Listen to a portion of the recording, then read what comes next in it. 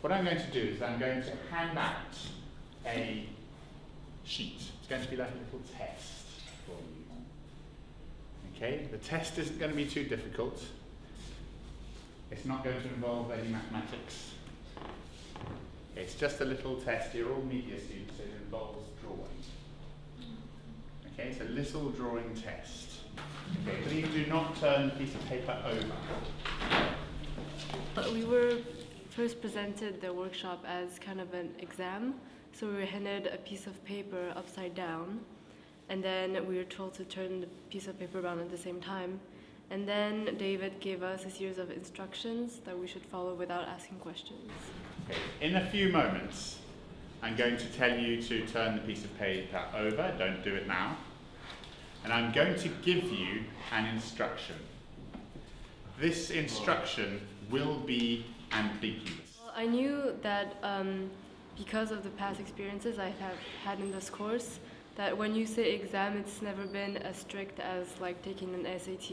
So you're way more lenient in the way that it operates. So I wasn't stressed out about the exam part of it, but more about the projecting and producing part of it. So, is everybody ready? Does everyone have something to write with and a test sheet in front of them? Turn your sheet over. The instruction is, draw what you see. Draw what you see. First of all, because the instruction is so wide and ambiguous, I started thinking all over the place actually. So I got really distracted for a moment, and then I kind of bounced off of this, I don't know why I remembered it, but there was this random Japanese word, and it's very specific. It means sunshine that filters through the trees of the branches of the trees.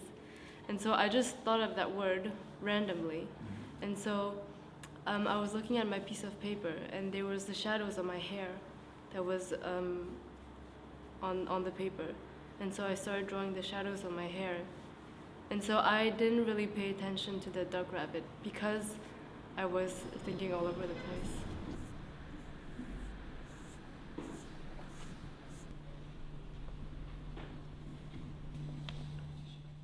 I started with the outline of the duck head because I was really flustered and I was like, I don't know what to do. And then the second time I was like, okay, I see a duck, I'm just gonna draw a duck. And then I drew the duck body, and then once you said, what else do you see? I was like, I still see just a duck. So I continued to draw the duck in further detail. That is probably long enough for the first instruction. I have a new instruction for you. This instruction is very simple. Draw what else you can see. The first instruction was draw what you see, and the following instructions were all draw what else you see. Okay, I have a new instruction for you. Please draw what else you can see.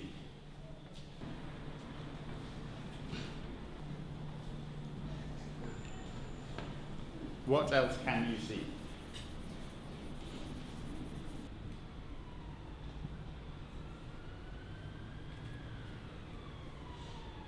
Now comes my final instruction.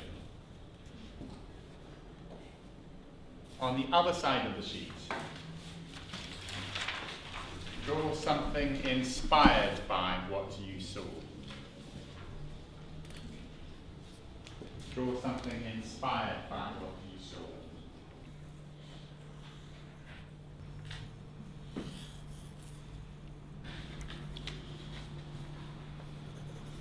Something inspired by what you saw. Well, as I said, my first reaction was to just have a big blank and jump around my mind and see what I could find. And I think that it showed me how important it is not to discard the random little things that you sometimes think of. And then also that, every little thing that you see everywhere can become important, because that Japanese word, I came across it on Tumblr when I was randomly scrolling down, and it stuck in my mind, and like today, somehow it became useful. Could you turn to your neighbour and just share what drawings you have and explain any drawings that need explaining? So just share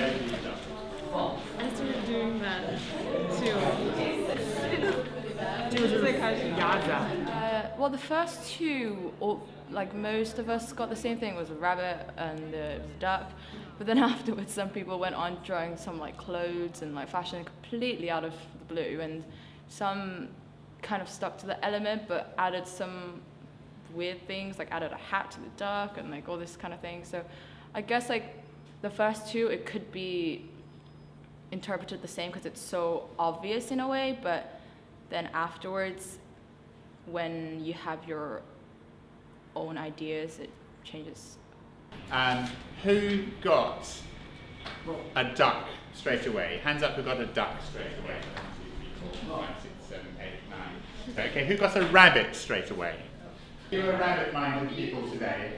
Let's now share some of the other drawings. Perhaps we could go over here first. Tess. I started with the direct copy, and then I kind of drew the page, like the 2 pictures on the page, and then the lines on the page. And the rest of it was just the room around. Like, I drew those blocks, the whiteboard, the chair, this like mess on the table, the lights. Okay, and what did you draw first of all? The first thing I did was a direct copy. A direct copy, and then the next one? And then I looked at it as a rabbit, and then I did it from the other angle, and then I started looking at what was around me. Okay, for our last task then, a very brief, 3 or 4 sentences, no longer than that. Could you write a brief reflection on what you feel you learnt from doing this workshop? And be honest about what you learnt, not about what you felt, but about what you learnt.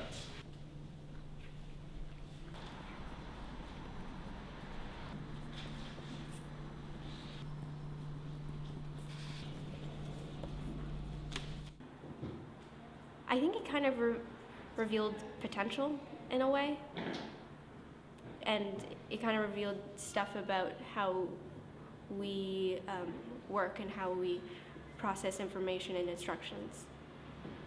And I think that's always good to learn about yourself.